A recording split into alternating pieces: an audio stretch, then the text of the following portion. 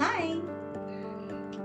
ஒரு பழமொழி சொல்லுவாங்க, கண்ணாடி முன்னாடி நிக்காத சும்மா நீன்னு.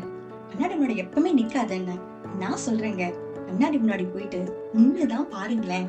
உங்களை குறிச்சு உங்களுக்கு வர ஃபீலிங் என்ன, நீங்க என்ன நினைக்கிறீங்கன்றதை யோசிச்சு பாருங்களேன்.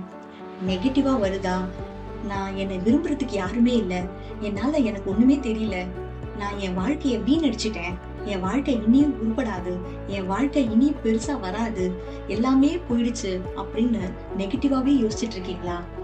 இல்லைங்க, உங்களை நீங்க தான் இப்படி யோசிக்கிறீங்க.